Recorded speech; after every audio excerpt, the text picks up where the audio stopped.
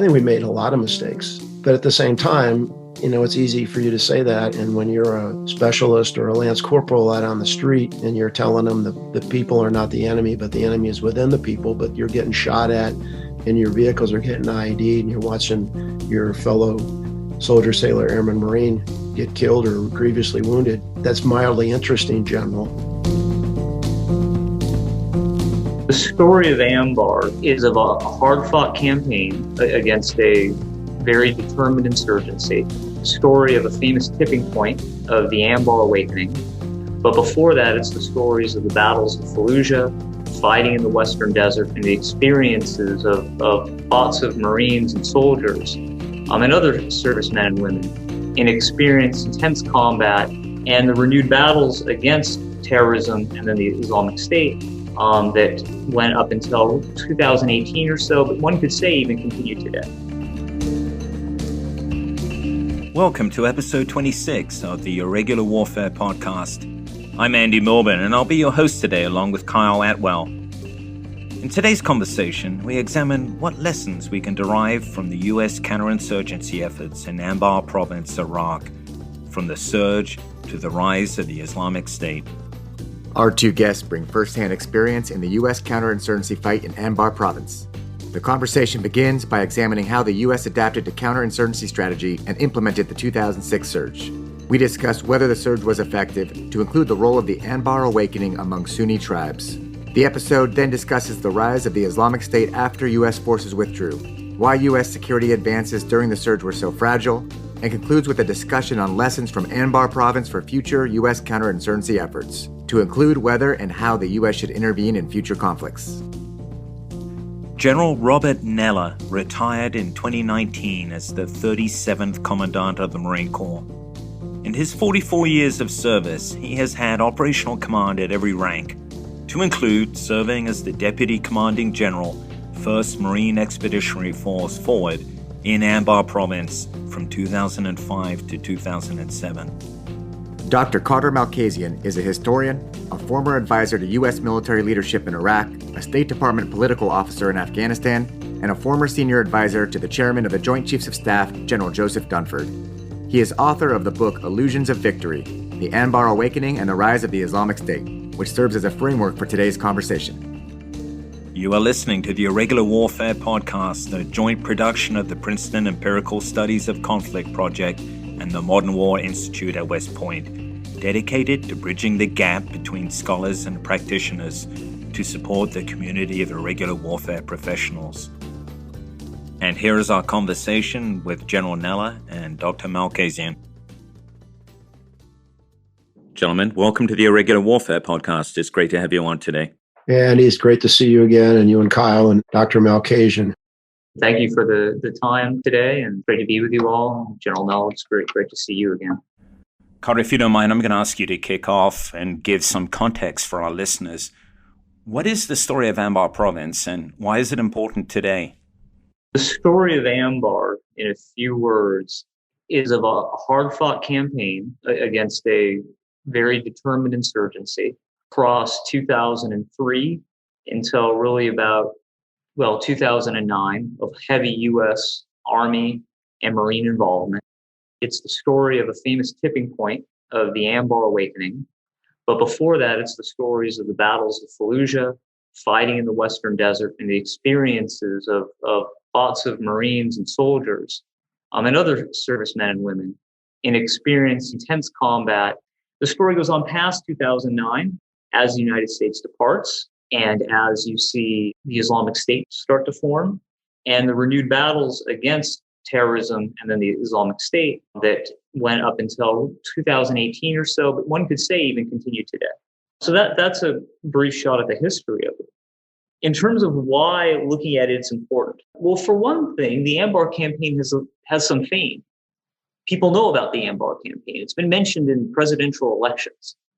The Anbar awakening in military and policy circles is kind of a well-known term.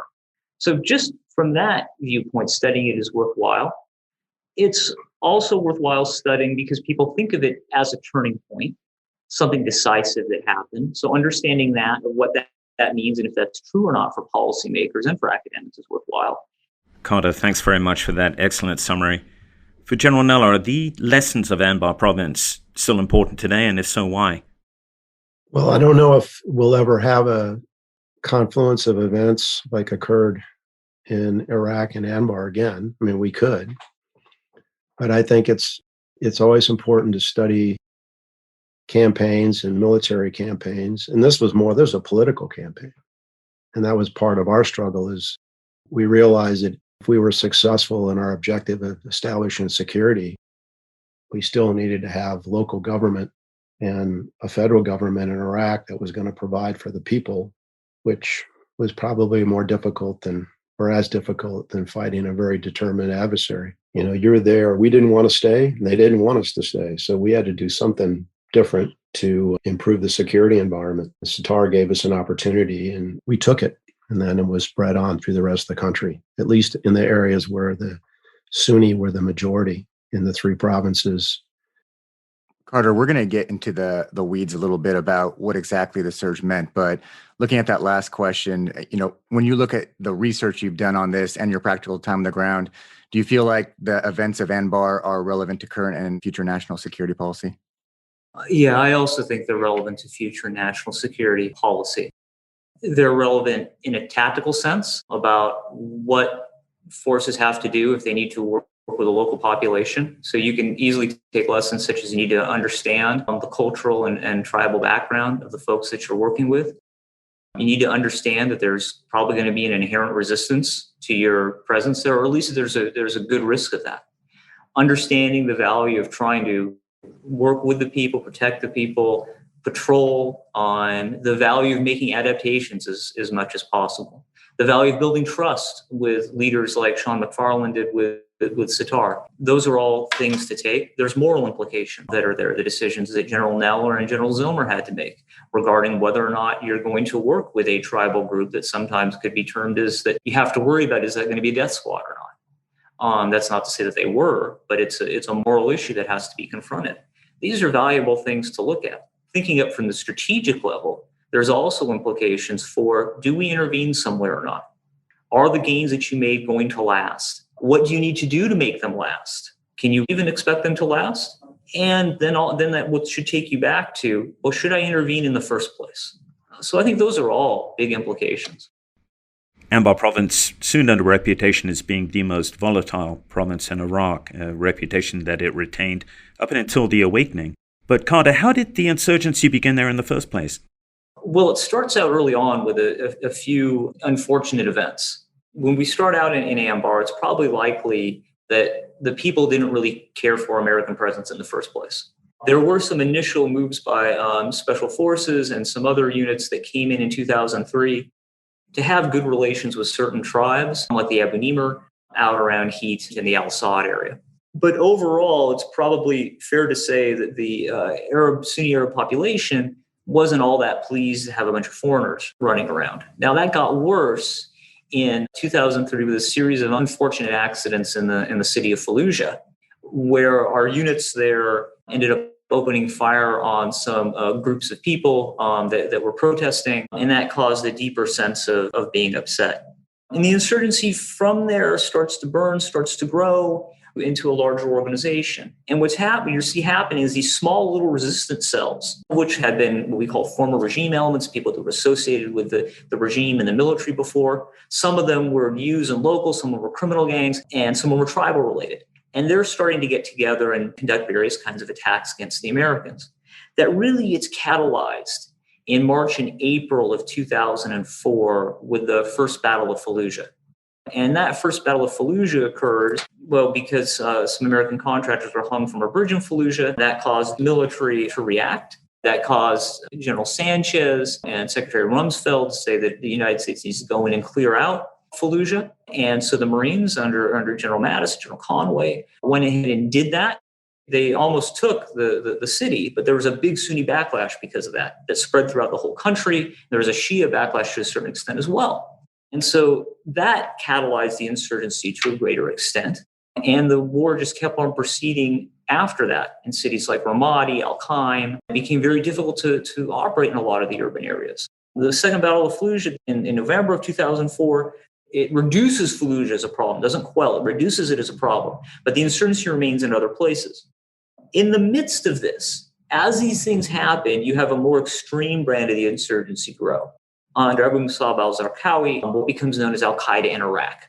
And that organization is partly, it's led by foreigners, it is foreign funding, but that's not all of it. It does attract Iraqis and Sunnis to its ranks as well. Cells that had been working as a part of this kind of resistance movement start getting connected to AQI. And so AQI grows as an organization with more extremist aims, some visions of terrorism outside of Iraq, extremism in terms of cutting people's heads off and being very brutal towards any kind of Iraqi that would oppose them. And so the insurgency grows in that kind of form. But that's probably a good start to the insurgency, its formation, and those kind of issues. Yeah, Andy, I just say that, and Carter, remember this, everywhere we'd been, I'd been in Panama, I had been in Somalia, and we had very quickly, when we got in there, to try to establish security and stability, we had re-enfranchised those people that had been in the previous regime, the police, or even people we could vet to establish a military. And that was the goal of the force that went in 2003. I mean, we got the Iraqi army, not the Republican Guards per se, but we got the Iraqi army to not fight because we implied to them, hey, we're going to bring you back and let you go back to work. And so there was a very draconian policy on who could come back in the government. And they came up with a criteria based on what level of Ba'athist you were. And you had to be a Ba'athist to be in the Iraqi army. And Carter may remember this, we realized that in Anbar, there were very, very few, if any, Shia in Anbar. And it was a retirement place for a lot of the Iraqi army generals. And so we had a meeting in the police station at Fallujah. We asked the chief of police, who was Sunni and had been in the army, to arrange for local general officers to come and meet with us to try to solicit their support. And we sat there for 3 hours and listened to them opine about the Coalition Provisional Authority policy about the fact that they could no longer serve and that their pension, I remember a 2-star telling me his pension was $100 a month from the Iraqi government. And how was he supposed to support 2 wives and a family on $100 a month? So there were significant strategic level decisions that were made that I think fed the insurgency, because we can never prove, but certainly those individuals, those generals who had a lot of influence, they did not support us. And for all I know, they were facilitating the insurgency or they were involved with, other criminality or smuggling or anything like that, because they had to make a living. But, you asked about implications. So if you're going to go somewhere, if you're going to go and you're going to stay, first, if you're not going to stay, you got to think about, do I really want to go? Because the people aren't going to trust you in an insurgency. But then who are you going to allow, if you are going to subvert or take out a regime, what members of that regime are you going to allow to come back in after you vet them? And we've done that. I mean, we've had trials and all that, World War II, but we also allowed lesser people who were critical to run in a government, a mayor or a chief of police or somebody to come back into the government per se, so that there was some stability. General Nella, you've talked about some of the policy missteps that fueled the growing insurgency, to include the infamous CPA Order No. 1, which seemed designed to do exactly that. But could you also talk a little bit about some of the hard lessons learned on the ground by those of us in uniform, intending to do the right thing, but not realizing that some of the actions we were taking were actually contributing to the growing unrest? Well, we arrived, there had been an election, but there was also a very aggressive assassination campaign against political leaders that had participated in the 2005 election and tribal leaders that appeared to support the Iraqi government. And I'm not sure the whole time, and Carter mentioned this, I'm not sure that we were as knowledgeable or as versed in the culture and understanding the tribal politics and the local politics as we could have been. And the tendency is you want to focus on the things that you know well, which is warfighting, as opposed to spending more time learning the history, which we did over time. And it's easy to say that. I mean, but you tend to go to the thing that you're most comfortable with as opposed to the thing you're least comfortable with. And for leaders, I think the lesson is, hey, you got to focus on the things that you're least comfortable with. I think we made a lot of mistakes. But at the same time, it's easy for you to say that. And when you're a specialist or a lance corporal out on the street and you're telling them the people are not the enemy, but the enemy is within the people, but you're getting shot at and your vehicles are getting IED'd and you're watching your fellow soldier, sailor, airman, Marine get killed or grievously wounded, that's mildly interesting, General. You tell me this, but you're out here, but you're not out here like I am 24/7. So I think there's lessons about training, there's lessons about preparation. And although I do think we did a good job, the situation evolves and the units that are coming on a 6 or 9 or 12-month rotation, they're always working on a training plan you're always kind of behind the target a little bit as far as what's evolved and what's happened. And so there's a lot of lessons that we could learn. But as far as policy things, the military people, you make your best recommendation, provide your best military advice. And you have to be as adamant about it as you can if you feel strongly about it. And I know, we made a commitment, I think, an ethical, moral commitment to the Iraqi army in the march up. And then the policy changed. And then it shouldn't have come as any surprise that we had some sort of a backlash or a negative response. A recurring theme from the book is that some insurgents or terrorists were motivated mainly by the desire to kill Americans as occupiers, and that the American presence may have actually been a driver of the conflict itself. Did I interpret this correctly from your book, Carter? Yeah, that's correct. One doesn't have to agree with that necessarily, but I would say when I arrived in Anbar, I didn't appreciate that fully enough.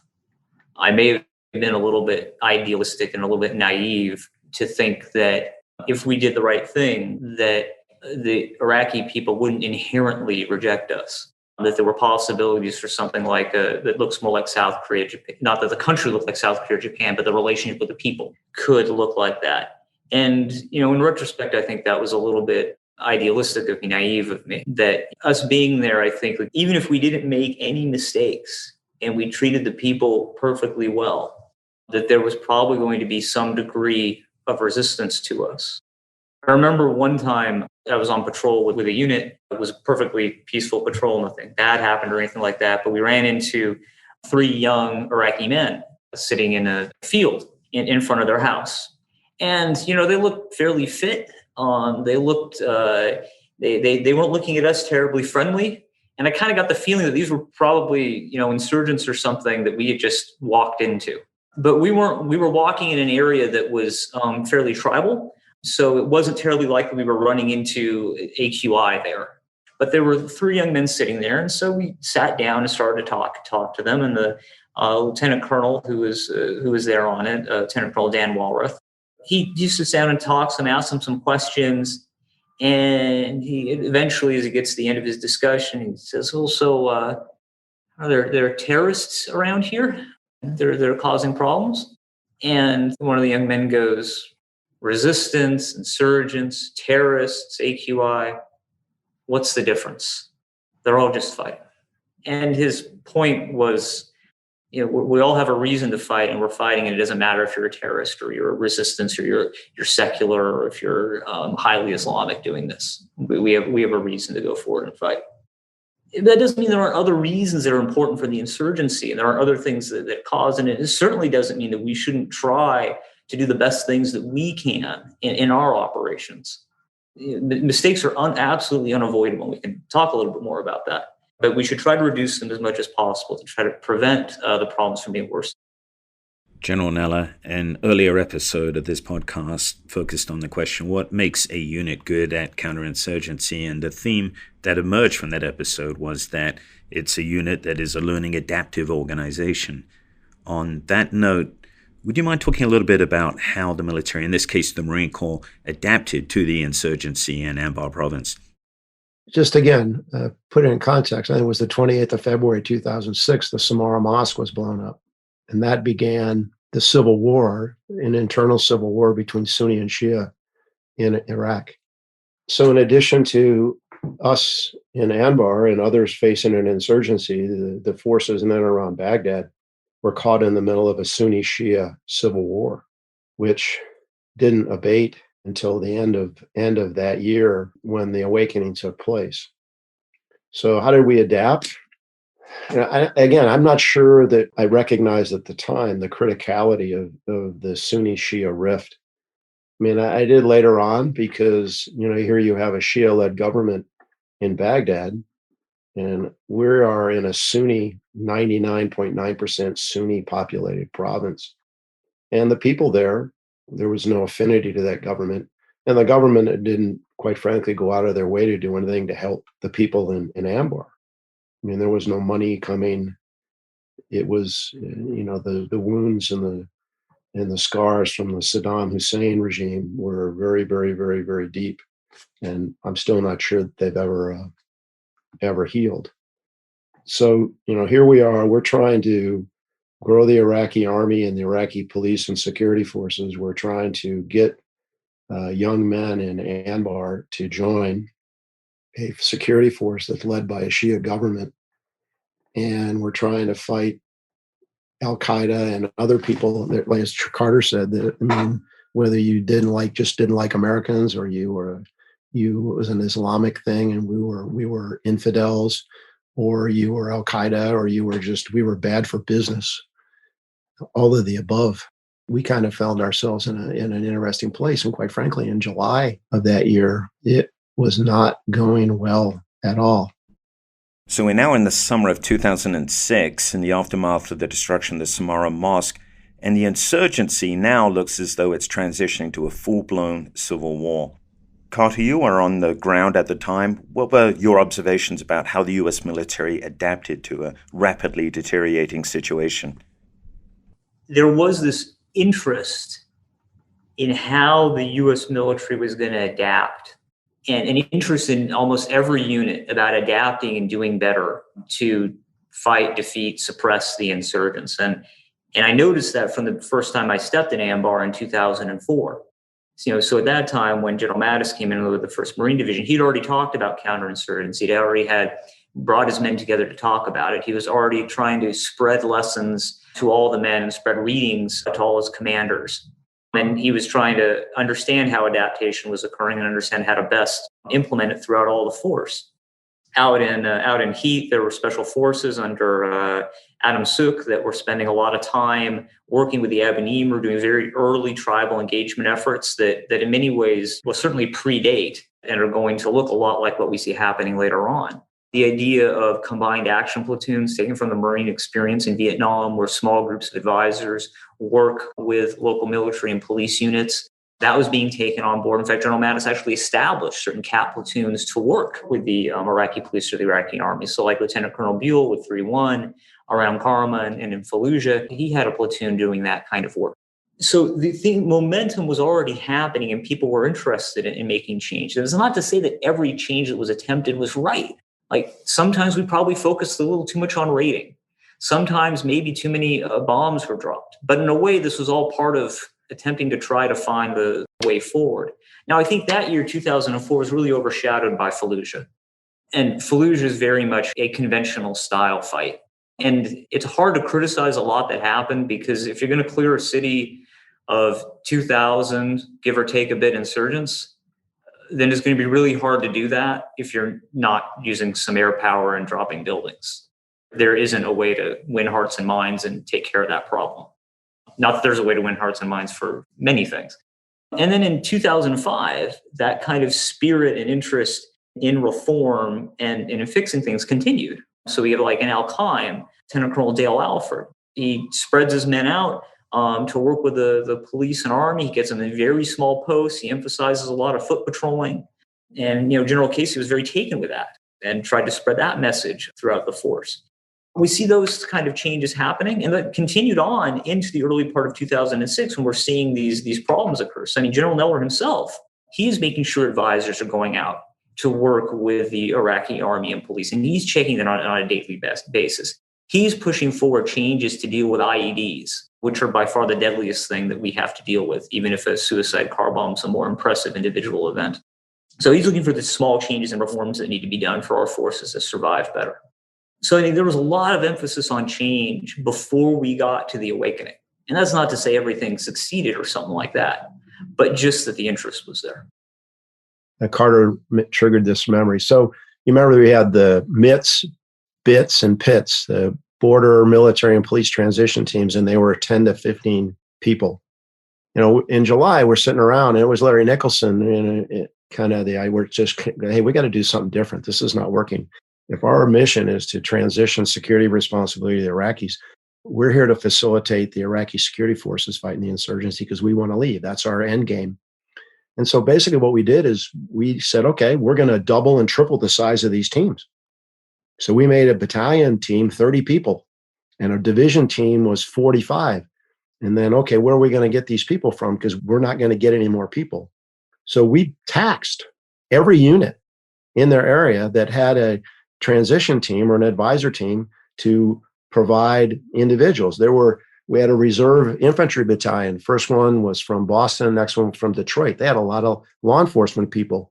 Said, hey, anybody who's not a leader, they're going to go down and be a police transition team. We'll give you a squad of Marines to provide security. Well, how are we supposed to operate? Well, you're not. You're supposed to help the Iraqis operate. We're here to facilitate them securing their country. I thought I came here to, don't worry about it. There's enough fighting here. You're going to get yours. But, you're here to facilitate them. And I remember we did that. And I think it's probably a little known story, but I think it had a significant effect. First, the Iraqis saw, hey, we're really going to invest in you. And that we're out here doing the things that started with Dale Alford with the combat outposts and the local patrolling. And we're going to spread ourselves out, kind of the ink blot thing. I remember General Hagee was in his last months as commandant. I took him across the Euphrates River by Habbaniyah to meet a battalion team, and they fell out. There's like 30 Marines there. And he goes, I thought there was supposed to be 10. I said, well, we changed it, sir. Well, where did you get to all the people? We just took them. We've got 32,000 people here. We just took them from out of our own hide. Well, who gave you authority to do that? Nobody. We just did it, Commandant. And then he kind of looked at me and I went, hey, this is what success looks like, General. This is what success looks like, advising. We have, for future, if you're going to advise, you have to invest. And I think my intuition is it had a significant impact, not just on the local population and on the Iraqi security forces, but also on the insurgents. Both of you have spoken previously about the importance of the advisor mission in Iraq, and the advisors were, in real terms, the key to any practical exit strategy, and yet, arguably, certainly within the Marine Corps, it was never really recognized as the main effort. But nevertheless, I know, General Nella, you were a proponent of the mission at the time. What were some of the challenges faced by advisors in Iraq and some of the lessons that we learned institutionally about the advisor mission? Those that have preceded us were not foolish people, and they usually wrote all this stuff down. Now, whether the next generation or the next event is going to take the time to go back and read it and fully embrace it and understand it, some lessons, are just hard learned. And remember now at the same time that General Petraeus was at Fort Leavenworth, and he and General Mattis, who was at WMAF, Marcent, they wrote the counterinsurgency manual. So a lot of this stuff, remember, it came out for review while we were out there. And it's a really good piece of work, and it's kind of like having a copy of that in the Marine Corps Small Wars Manual. You go back and you read it, and it tells you the very similar things, that how do you support a host nation force, some of which may be constabulary or paramilitary, and get them, to follow the rule of law.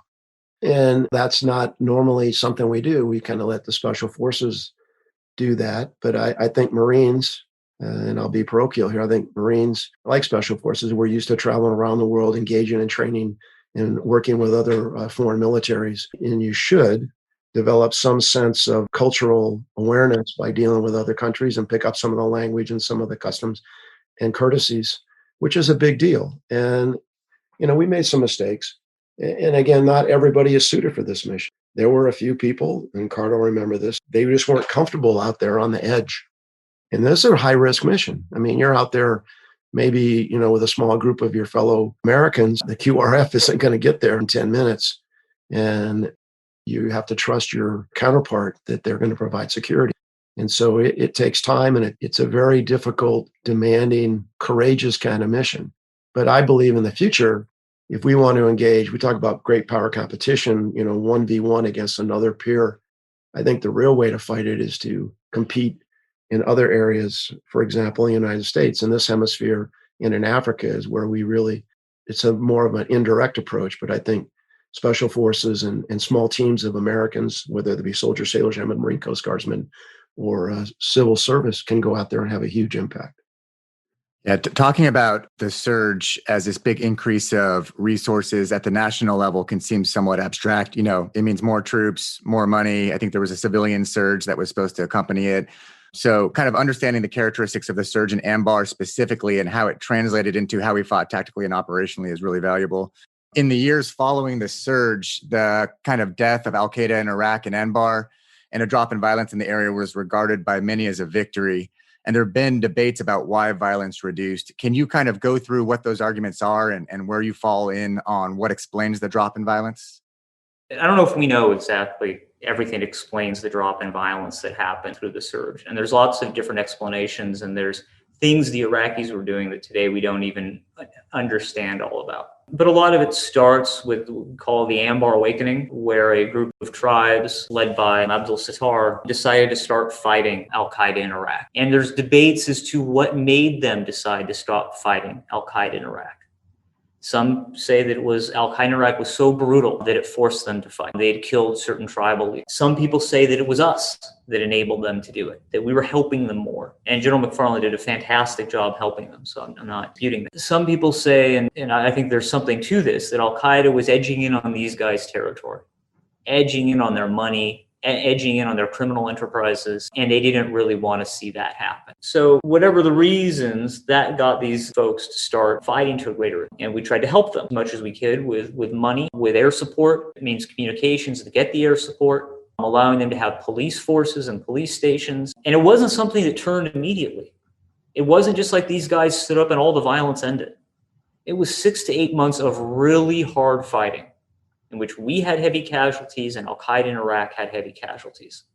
And it took time to spread the movement. And so these are just a few guys in blue uniforms, ragtag crews, going on patrols or trying to hold police stations against massive suicide car bombs. And at the same time, there's Marines out, there's soldiers out, patrolling, setting up more and more small outposts.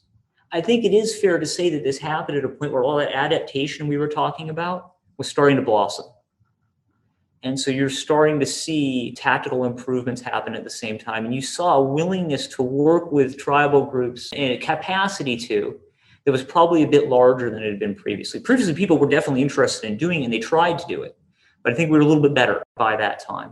And so al-Qaeda tries to react to it, they try to survive, but eventually they're suffering a lot of casualties. And so eventually they start getting pressed out in various areas. So when their tribe decides they don't want you in their area, they have a good idea to say who's who and to point people out. And then they can tell us who the bad guys are.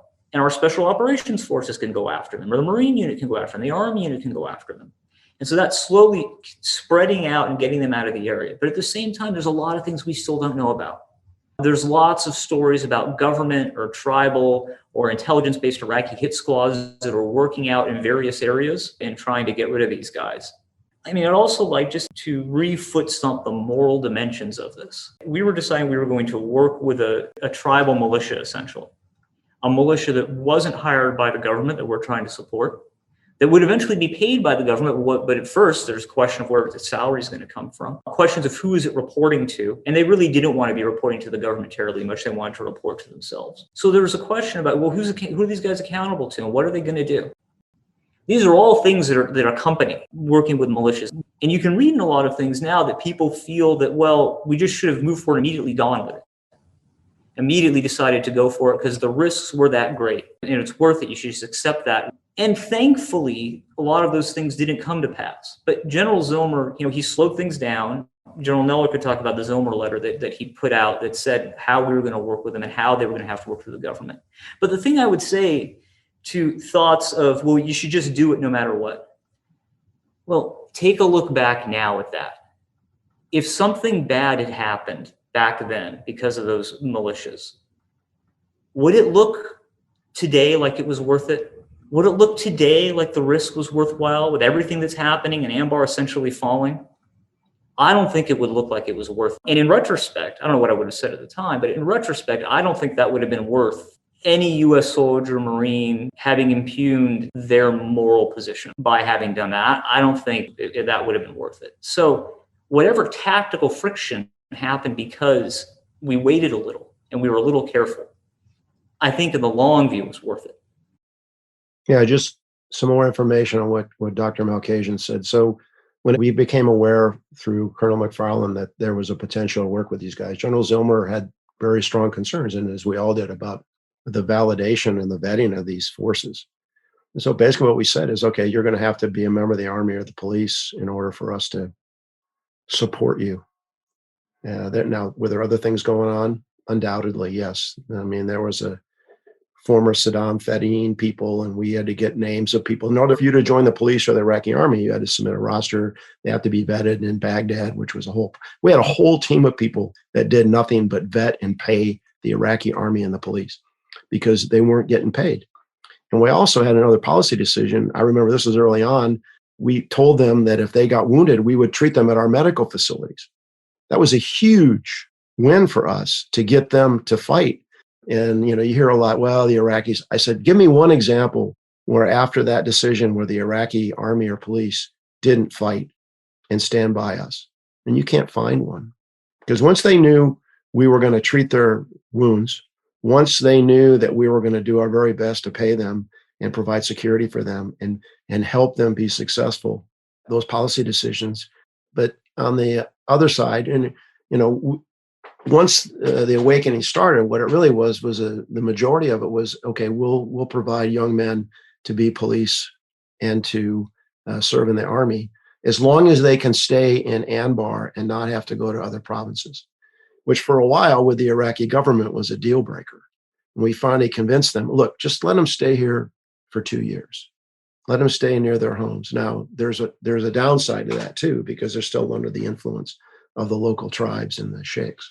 And like Carter said, it didn't happen overnight. I remember we couldn't get anybody to go to the Iraqi recruit training facility in Habaniya. And in September, we got like 400. And then we had another graduation. Next month, we had like 700. And then the month after that, we had 1,000.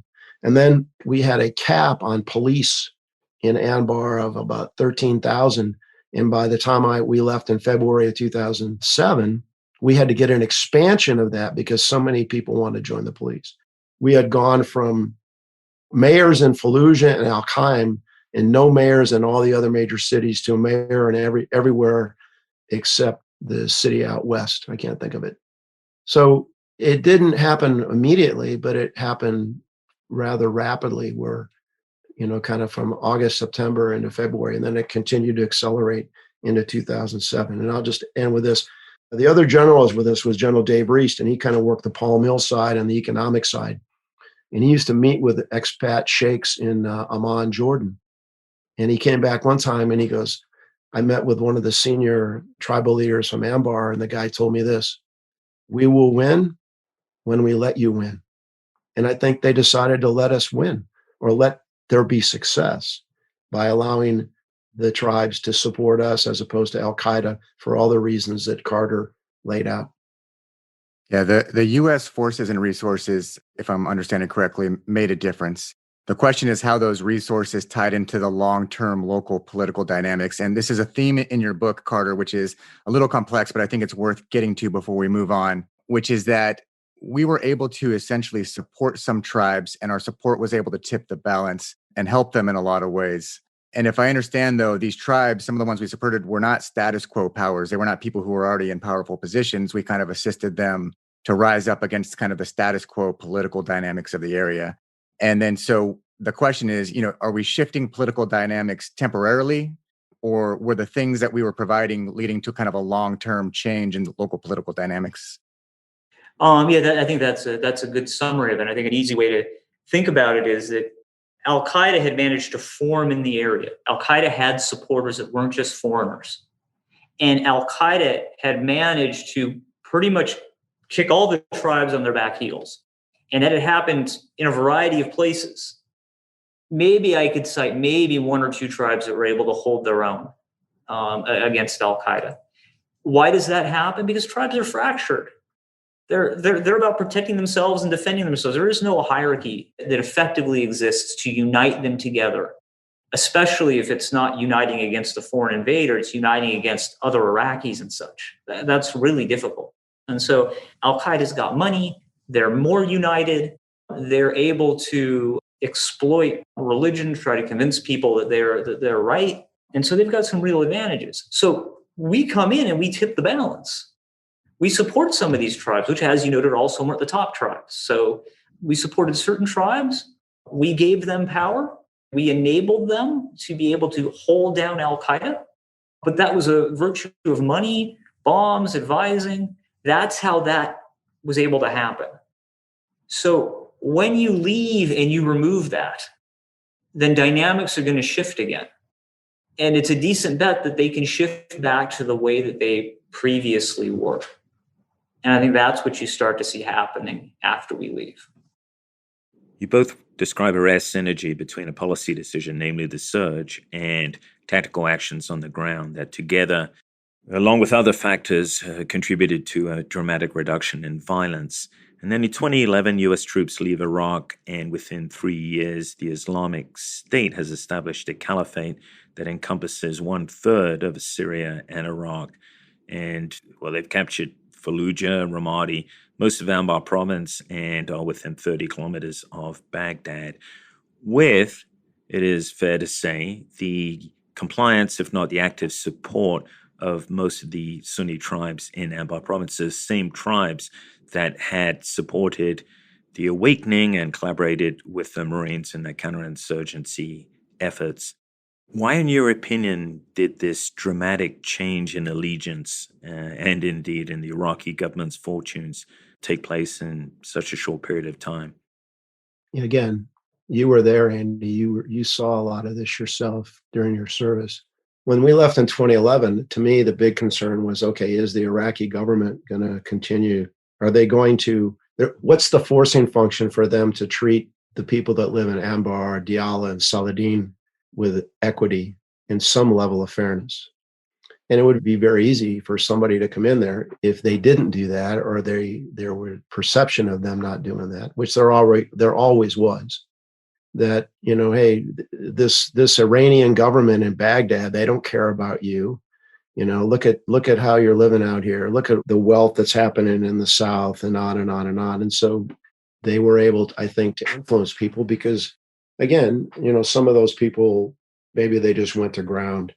And then when you saw this successful Sunni ISIS resurgence in Syria, and there was opportunity. So then, as far as what happened to the Iraqi security forces and their level of capability and training and readiness, I'm not qualified to speak to that. All I will do say is that the 7th Iraqi division that we trained that ended up at al-Assad, I don't think they were ever overrun or beaten. And again, you see the Marine Corps ends up sending 2 advisor groups into to Qadam and to al-Assad to support the local Iraqi forces, but in a very different way, more as a fire sport coordinator and helping them provide, coalition capabilities for their fight. But now you've also got popular militia forces that are Shia-led in Anbar, which I find, I mean, I know it's happened, but I find it, even though there were Shia soldiers in the 1st and 7th Iraqi Division, the fact that there are PMF forces in Anbar, I find incredible, just because of the long historical animosity between the Sunni and the Shia, not just in Iraq, but, globally. So it's a different kind of thing. And you've got Iranian elements in Baghdad, as you know. The government is in a difficult position where they asked us to come in, but then they've got their Iranian affiliations. But the fact that the seeds of another insurgency, or at least a rebellion against the Iraqi federal government, were there, it shouldn't be surprising, particularly if they didn't take care of the people that live in these 3 provinces, which are the 3 majority Sunni provinces in Iraq. And the tendency, I don't know, my guess is they didn't.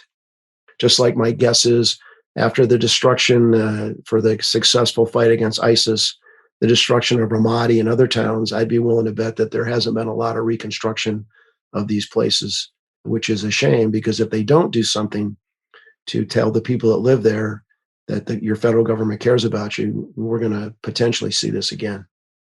Carter, you discuss this period in your book. Can you tell us a little bit about the conditions that led to the reportedly poor performance by the Iraqi army and the rise of the Islamic State? So, for one thing, we had been gone for a while at this point. So the units getting the same kind of money, the same kind of training, the same kind of advising and mentoring of leadership, that wasn't there anymore. And you have to think about the situation that these units are in Anbar province. They have a large number of Shia in the units, and they're surrounded by Sunni populations. The tribes that used to help keep some control over things, they've grown more fragmented over time as the government has ceased to provide money to them all. And there is no presence like our presence was to reduce those rivalries that exist. Sitar gets killed early on. Many think not by Al-Qaeda in Iraq, but by a tribal rival. His brother takes over. His brother doesn't have his kind of charisma. Other groups come up that cause rivalries and cause issues to happen there. So the military's in that environment, plus the military's in this environment of Sunnis who are very upset at the government. So throughout 2013, there's these protests happening in Ramadi and Fallujah, where people are criticizing the government, refusing to do what the government has to say. And the government's from time to time telling the army, you need to clear this out. You need to go take care of this problem, which culminates in, at the end of that year when they finally send them into Fallujah. But while those protests are happening, those protests feature members of the Islamic State, because the Islamic State sees what's happening. The AQI becomes the Islamic State by this period. They see what's happening. And so they go in and rally people too, to come and work with them. And there isn't much one can do. So if you're a Sunni, a tribal leader, or anyone else who'd worked with the government before, what are you going to do in that situation? Are you going to decide you're going to fight the Islamic State on behalf of the government? All the local people hate the government. So you're going to lose power if you do that. Or are you just going to kind of let things go a little bit and see how it's going to play? That would be a more natural inclination.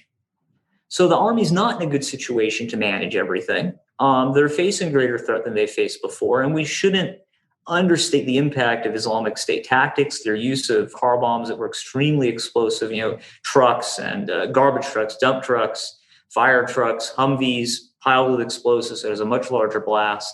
So that did a lot to frighten them. I guess the last thing I'd say here is that this dynamic that we see in Iraq and in Anbar is not only seen there. It's seen throughout Iraq. It's seen in Afghanistan. The forces that we create can perform fairly well when we're there. When we leave, there is often a great deal of degradation, which we should then think about in our expectations of how they're going to perform in the future. I mean, that makes sense. You said that you observe that when we build forces, when we leave, they often struggle. So a perpetual light footprint presence might make sense if we have a critical interest. From building our own military and diplomatic capabilities as the United States, what are the implications of this for how we structure our force, how we conduct training, and how we kind of get ready to engage in these types of future conflicts? So our mutual friend, Cale Weston, you probably know, he despises surges. He always didn't like the idea of surging forces. He was always vociferously against it. He'd always say, we should stay low to go long. And I think that there's a lot of wisdom in that. That one of the main policy expectations I think that one should have is that a lot of the changes that you create very well won't last. So if you value that stability, if that stability is an interest, then you're going to have to plan to stay. And that should also start shaping a lot of other thoughts. So if you know that your surge or your short military intervention isn't going to create long-term stability, and you know that the only thing that is going to create a modicum of that stability and mitigate threats to the United States, if the only thing that's going to do that is staying, then you should be thinking about what's the smallest force that can do this? What's the way that makes this most sustainable? How do I minimize costs? How do I minimize casualties? Because with a lot of these surges, the gains that we saw happen have now disappeared. And in many cases, the situation that drove us to surging, we're actually in a worse situation now than we were at that point. Not so much in Iraq, but definitely in Afghanistan now. So intention to stay long. If the costs aren't worth it, then you probably shouldn't get involved in the first place. Probably should just stay out. That's a second big policy. The third policy lesson is kind of in the middle between the two, and it's not something that's in the book. And that's that you should think, when you're in the middle of these things, it often feels incredibly urgent. I mentioned that in the awakening part. The surge at the time in 06, 07, when they were putting in the additional force under General Petraeus, that seemed really urgent. We really needed to do this to defend our national interests. Surging in Afghanistan seemed incredibly urgent. seemed like things were about to fall apart. In those moments, it might be worthwhile to bias oneself a little bit against how great the danger is, and to be a little patient, and to see how much you can ride out, to see how much you can endure, because that may avoid responses that only get us into deeper trouble later on, or are costly and difficult to enact. So I guess I'd say, when was faced with urgency, have patience. So those would be my three big implications I think I'd give. Well, I think we clearly need greater capacity in those other agencies other than the Department of Defense, whether it be state, USAID, Peace Corps, go small and go long, as Carter said. I mean, sometimes less is more. I read a paper written by General Brute Krulak when he was on the National Security Council in the 60s, when he gave advice about Vietnam. And he said, never, never, never commit conventional forces to Vietnam. We can do this all with advisors and support the South Vietnamese government. And so patience is not necessarily an American virtue, particularly with a 4-year political cycle. So again, taking the long view, whether it be against a peer or a strategic objective, is critical. As far as the force, you train for the mission. We tell battalion, brigade, squadron size units, ships, here's your mission, and you do your pre-deployment for that mission. But for the leadership, for the officers and the senior enlisted, we need to educate. Our educational system has to prepare them to see when they get to where they're going that it's not necessarily what they thought it was going to be, and that they have the intellectual capacity to go, whoa, this isn't what I expected. We may need to adjust, or I need to maybe not do the things I thought I was going to do. And I'm afraid that brings us to the end of this episode. General Neller and Dr. Malkasian, thank you very much for coming on the Irregular Warfare Podcast. It's been a great pleasure having you as guests. And it's great to see you again, and you and Kyle, and especially great to see Dr. Malkasian, who is a very modest guy and is probably put himself on the line as much as any infantry, Marine, or soldier I've ever seen. A great American and a great national treasure. But it's great to be on the podcast with him, and I wish you guys well. Everybody stay safe. Thank you, General. It's incredibly generous, and I think I'd say everything plus about yourself. Andy, Kyle, thank you for the time today and going through this. It's great that you guys are keeping a focus on irregular warfare and spreading this information about. Thank you. Thanks again for listening to episode 26 of the Irregular Warfare Podcast. We release a new episode every 2 weeks. In our next episode, Nick and Andy will discuss the role of Special Operations Forces and irregular warfare in a potential conflict with China with Admiral James Stavridis. After that, Shauna and Nick will host Gail Lamone, author of the book Daughters of Kobani, and General Joseph Vattel to discuss working with partner forces in the counter-Islamic State fight in Syria. Please be sure to subscribe to the Irregular Warfare Podcast so you don't miss an episode. You can also follow us on LinkedIn, Facebook, and Twitter. One last note. What you hear in this episode are the views of the participants and do not represent those of West Point, the Department of Defense, or any other agency of the U.S. government. Thanks again, and see you next time.